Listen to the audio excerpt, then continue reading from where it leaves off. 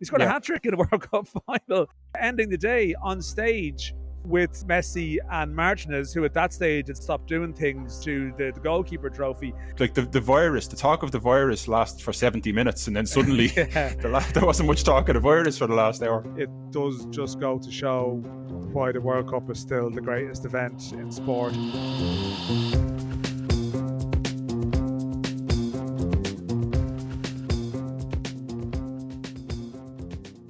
Kylian Mbappe becomes the first player to score a hat-trick in a World Cup final with all 3 goals crossing the line.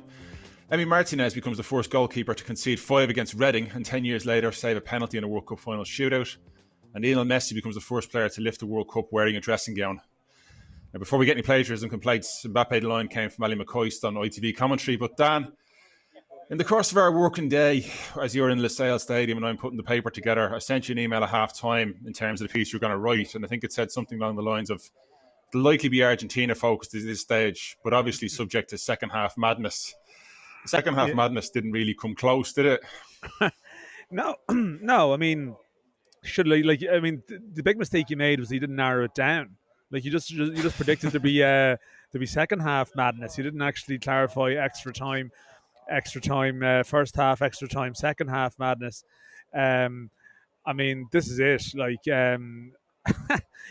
I mean, what the hell was that? You know, that was just incredible, really. And I am sitting in the stadium here. You're sort of surrounded by still like a little bit of the noise and the sort of the colour. We've been told we can't leave the press centre at the moment because there's some kind of parade going on outside. And to be honest, now I've just realised that I'm on a pretty early morning flight, so just going to go straight to the airport pretty much. It's the only logical thing to do at this stage. And when you thought, okay, 3 p.m. kickoff at home, like 6 p.m. kickoff here, you would have thought to be not too much could happen that could push this night too late. But anyway, listen, that's all side issue stuff. I mean, that was incredible. I mean, as I was sort of trying to make the point in the piece I was written, it's like, you know, this is the death of the cliche to some degree, you know, around finals and World Cup finals. Yeah. And it's all about one moment, or it's all about it's going to be cagey, or it'll turn on these things. And I mean, the period there towards the 120th minute to whatever 124th minute probably like contained more drama within it than possibly like the 3 previous finals I've been at in some ways, right? Maybe that's a little bit pushing it, because, you know, they all had moments, right? Like, you know, Gonzalo Higuain's moment in 2014 was obviously epic. We had 2 of those in that spell, you know, with the sort of Lautaro header and the Kolo Muani save. Okay, it was a brilliant save, really, fairness Martinez. But just everything that was going on around it, like Mbappe embarked on a solo run at one stage, you know, came to life, looked like he was going to, you know, score sort of a Hollywood goal. He got blocked off. All of this in that tackle.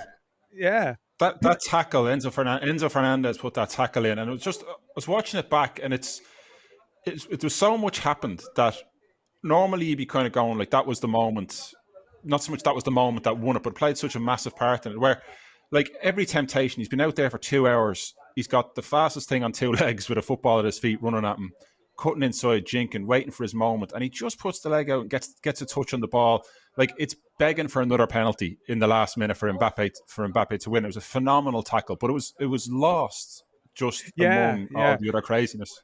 I'm glad you mentioned that, actually. When we finish this, can you go downstairs and actually stick that line into my piece, if at all possible? Because I'm just after remembering, Upamecano, who's been a little bit erratic in the tournament, he had a couple of great tackles at the end. Was it at normal time? He made 2 really good challenges in a short space of time as well.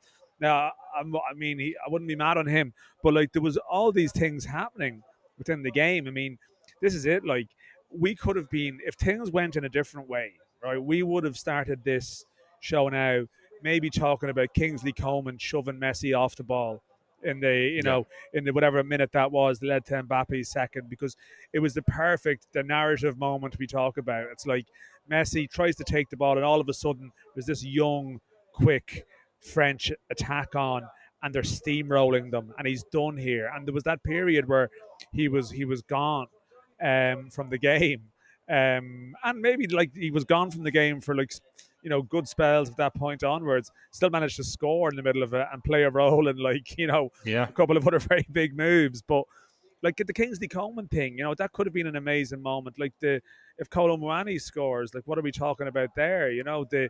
The handball for the penalty, the 3-3 penalty, that is, that decision even might have been the two subject. Substitutes in the, two substitutes in the 40th minute. Yeah, in the 40th minute.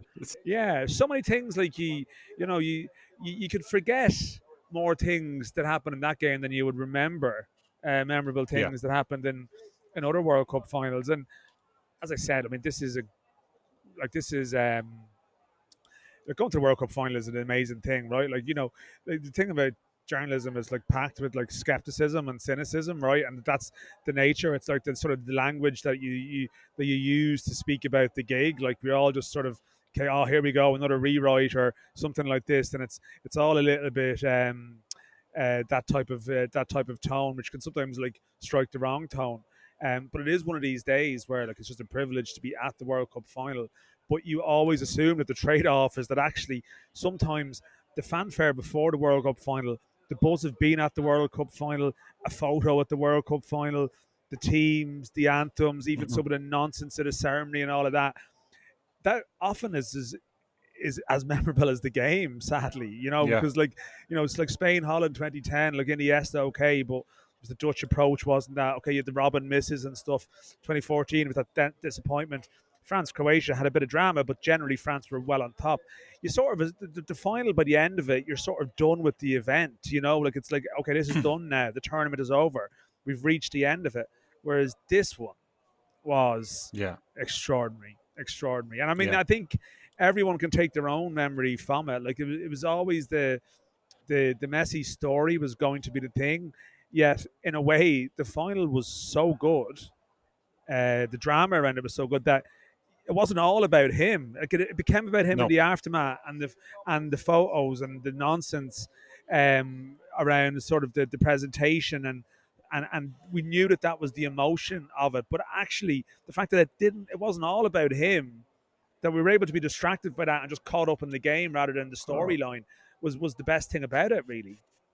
Yeah, like it felt at the end here in Talbot Street, and it felt like the end of almost like The Usual Suspects, where you have that mad ending, and you almost have to sort of sit and take a minute and kind of go, "What was that?" And you start to reel back and reel back and reel back through the storyline. I went for a walk uptown, and on the top of O'Connell Street, just outside GPO, was Argentina fans dancing around the place, singing various songs, and been very happy with themselves. Now, of course, I was out for about 20 minutes, half an hour.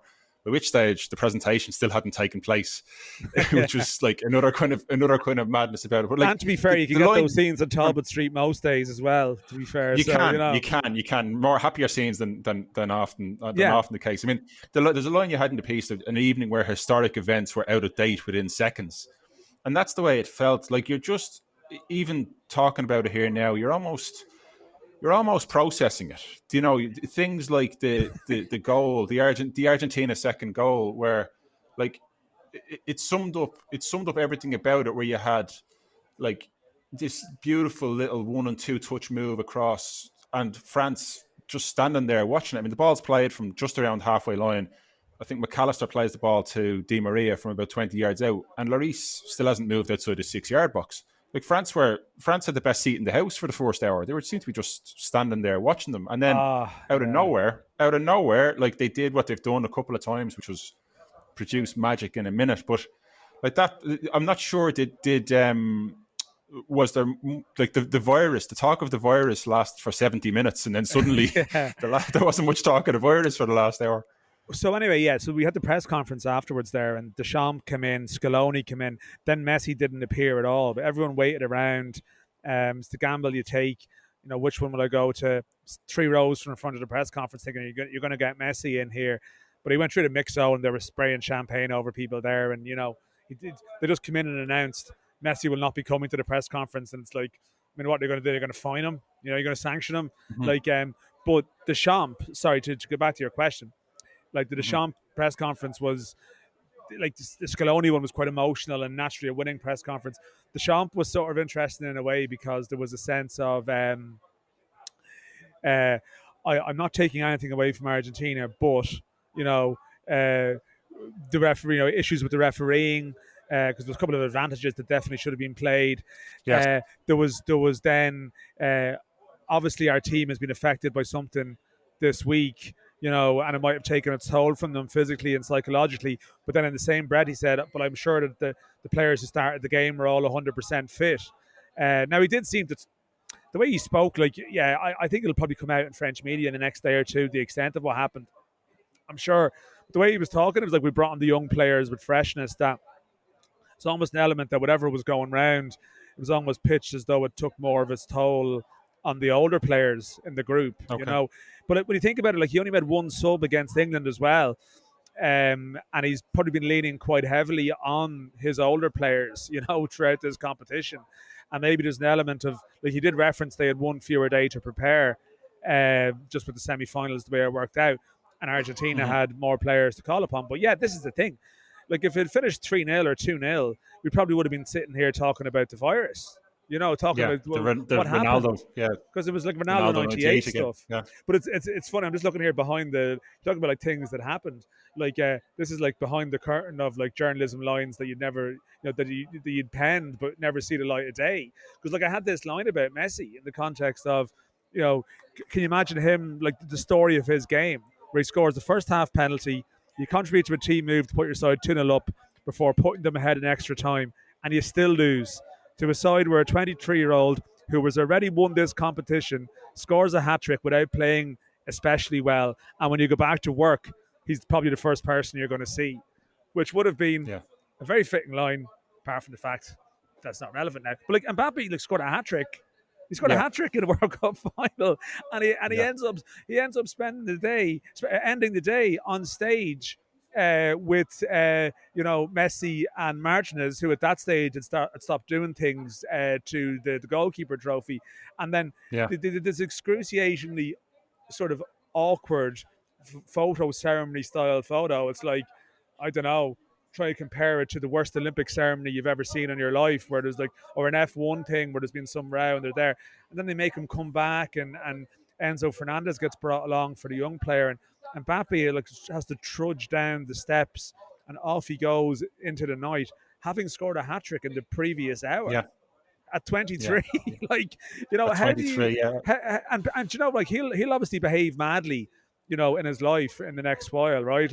We see it in his club career. He's a bit all over the place, right? And it's kind of erratic. But then you think, how can you live through these emotions and everything that comes with it, and come out of it fully adjusted when all of this has happened in your life at this young age? How do you process all of this? Because that was just.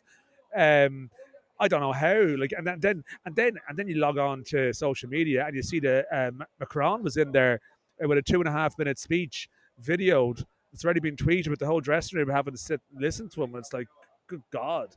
Some of the political stuff today between Infantino and Macron and some of this make our lot look like Nelson Mandela, in comparison. Yeah. And I mean, let's not get carried away. Just don't once in a while get any ideas from some of this stuff. But it's incredible that you could have the most amazing World Cup final of all time, and yet FIFA and the people who surround themselves, who surround football, almost manage to take the gloss out of it with their absolute madness. It's sort of like a visual representation of, you don't need to fix this game. It's not that broken really, but you keep trying. You keep trying. Yeah.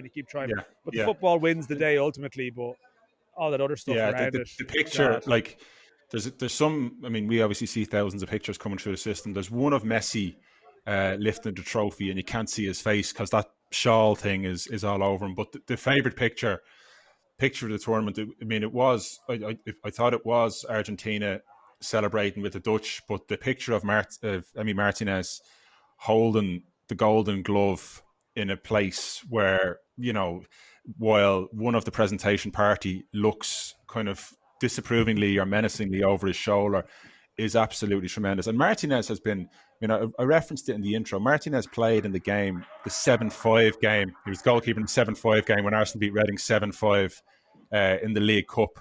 And bizarrely, like there was Martinez, Gnabry, Giroud came off the bench in that game. Wow. And Ramsey and Chesney also played for Arsenal. There's a little bit of stats in that season. There was 5 Arsenal players that season who played in this World Cup. But Martinez has gone from second or third choice Arsenal keeper to going to Villa to looking absolutely commanding. Even when France were sort of starting to come at them a little bit, he came out and caught a couple of crosses. I mean, he was acting the maggot to put it bluntly in shootouts, but that's what goalkeepers are meant to do. I mean, Bruce Gravelar's, the legs and all that sort of stuff goes down in folklore. I'm sure in Argentina folklore, all the messing that he was doing to try and put France off seemed to work. They certainly won't care, and he's just another one of these great stories that obviously Messi is there and Messi is Messi, but the Martinez story is something that has been incredible in this tournament. Well, this is the point again about like the angles around the one angle. I mean, the Messi story is incredible, but as you say, like, you have Martinez and his sort of transformation, and like even managing to sort of, erode some of the goodwill during the shootout. Like there was a bit of an Alan Pardew style dance after one of the saves, and he still managed to get it done. But then, like, someone like Fernandez, young player of the tournament, probably worth 100 million quid, like made that great tackle that you mentioned. But just generally across the competition, like all these big moments as well, and even the sort of the Alexis McAllister from Brighton, a player from Brighton, which in 2014, if someone had sort of suggested a player like Brighton could be could be a solution to part of the solution to his World Cup problems, but then you're like Montiel, who comes on for extra time. He plays that skied pass that ended up, it was sort of a mishit that paved the wheels of motion, or laid the wheels of motion. I've actually forgotten how to speak for the Messi goal. And then he does a handball, and then he gets the winning penalty. And like even after the winning penalty, no one even knows where to go and celebrate, because they're not sure where they should go. But it was all of this. Like, I mean, there's so many ways in which you can dissect it. But in saying that, and I did make this point, just writing this in the piece. I think when you stand back from it and all this sort of mayhem, I think the best team won. I think the best team won the competition. Absolutely. In the sense that they improved as the competition went on. In every knockout game, they were the better side. Yes, they did try and throw it away twice in the competition, but in fairness to them, in both cases, right, they sustained these blows that you think would knock you out completely. And there's no doubt that they probably were, 5 more minutes of normal time against the Dutch, even at that stage, or even with the French game here, a little bit longer, then maybe they would have capitulated, right? And I'm sure everyone is saying they're dead on their feet, they're done here. But they always manage to, like, they're on the ground, but they're like, it's like a phone that the battery has gone to like sort of 2%, and people are like, you have it on airplane mode, and you're doing everything you can to save it. But they just seem to get the extra time, and they have a small window to power themselves up, like a very small window, but it's a window where they actually are able to get up to 30 to 40 to that sort of sweet. It's not in the red zone anymore, your phone panic, and they could have won it. Like the Dutch game, they were well on top at the end of extra time. Tonight, not quite that way, right? They were saved by Martinez, but they then went down the pitch and executed the move that if Lautaro executes a header, it's probably the greatest football moment of all time if that was scored. Like, that was, injury time in extra time, kind of, as you said earlier on, like injury time in extra time kind of summed up the whole thing. I think that's what was so. I mean, we spoke about this before in the. Trying to think now in before the semi-final, where what was so impressive about the Dutch game was the old thing of you've won it once. I said it last week or whenever we were speaking. The Alf Ramsey, you've won it once, go and win it again. Like Argentina in the final won it twice, and then had to go and win it a third time. And that's what was so impressive about the performance in extra time. They had enough where obviously both teams are tired in that period, but they kind of knew when to pick their moments. Messi in particular, able to pick the moments, when to run with the ball, when to give it off, when to move the ball, and just keep the attack going. And as you said, that, like, I don't think there's any doubt with it. Like the best team did win. It wasn't a case where, I mean, I know they won two games on penalties, in the knockout stages, but not in the same way that Croatia did. Croatia beat Japan and Brazil. Argentina, they really would have felt robbed, I think, more so than any other time they've been in finals that they've lost over the past, whatever it is, 36 years. They've been in a few finals. They would have felt robbed this time, justifiably so. I don't know how they would have sort of recovered, because it was just so much emotion. I think maybe it was one of those things where probably I think the TV audience were more aware of the tears on the bench. Like I saw a lot of references to it online, like Di Maria and De Paul and stuff. That just like it was sort of like I think the TV producers were obviously catching the emotion with it. But this is the thing about Argentina. We've said it all the way through this, that like how can they withstand all of the burden of these emotions that they're carrying with them? Like, it's a wave of emotion everywhere that they go. It's just like, and yet within it, like even within the individual games, there's just way too much emotion to sort of that you would think to be able to process it normally. And that's why I like that they got back up and they won it. Yeah. Like I think a lot of people, there's now, I will, to explain what's happening in the background here, because there's a bit of color. There has been a live broadcast that's been going on beside me here, where it looks like they've now reached. It looks like Alf is about to be broadcast at the end of this ads, because they're screaming, giving a round of applause, and completely losing one of themselves. I mean, the as I said, it's like an Argentina game. Like everywhere they go, they just have this energy around them, and the players like just have to ride that wave of emotion and sort of somehow like keep an even keel. And this is the thing, like I know they had the advantage of the penalties at their end, for example, right? And they didn't quite have a keeper sort of behaving the way Martinez was, but still, it's not as if that makes it easier to score. Like how many times do you see, penalty shootouts where people are in front of their own fans and they melt? So you can think of, and I'm not, I mean, thankfully they haven't got as much grief as previous English penalty takers, but like think of Saka and Rashford, last year and the Euros, and previous examples that spring to mind. Like the Argentina, the quality of their penalties, okay, they're always good quality when they score, right? Yeah. But generally, like pretty good, throughout the two games, and they also deserve to win because of that too, because it's a skill. It's not, that's a part of the game, and particularly when. Absolutely. Remind me, I'm sorry to labour this point, but when the final whistle was blown, because Lautaro maybe had missed that chance at the end, I took a photo of the Argentina players sprawled out on the pitch, and what it reminded me of is something I'd referenced previously, the Ghana-Uruguay game from 2010, when they blew for the end of the game, the 120th minute, because Gian had missed a penalty, and that was extra dramatic.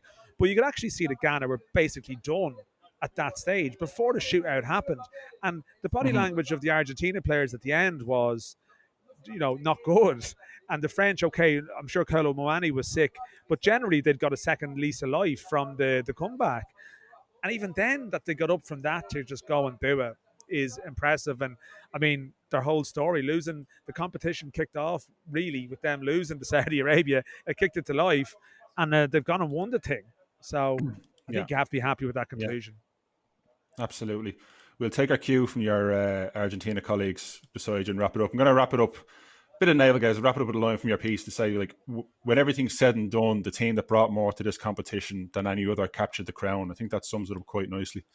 Dan, thanks for all your efforts during the past month, and safe home. And you, thanks to Colin Dart. Yeah. Been good.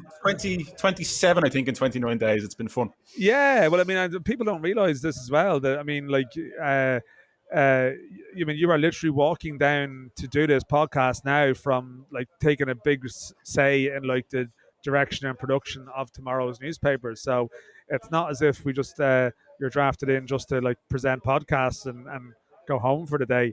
There's a lot more going on here, but no, it has been enjoyable, like to try and capture this sort of a snapshot of every day of a World Cup that really, and like for a good reason, right? Like, we'll never have a World Cup like this again. And that was obviously part of, there's something unique about capturing this World Cup as a moment in time. But and I obviously I wouldn't have a huge amount of affection for the place where it's been held, and I wouldn't be rushing to come back. But in saying that, it does just go to show why the World Cup is still the greatest event in sport, even with all the nonsense and the hijacking of it and various elements of it. There's nothing like this competition. There really isn't. It's just the diffusion of sort of different teams and cultures and styles, and the uniqueness that they don't meet that often. That these teams may only play every 4 years, or maybe in some cases, 8, 10, 16 years. You have these heavyweights, and the danger you have is that you look for too much of a good thing by introducing too many, this biennial World Cup and all that nonsense, which thankfully seems to have gone off the table, because we've got a 48 team World Cup in 4 years' time. That'll be different as well. But as a spectacle, as a tournament, it's top notch. But top notch. But yeah, no, thank you, and thanks to Colin, as you're going to mention, Colin Doherty, who's done a lot of hard yards. Absolutely. Speaking of too much of a good thing, that's our final podcast from Indo World Cup. Thanks to everyone who's contributed, listened, and watched us. And hopefully we'll see you again soon. Thank you. Bye.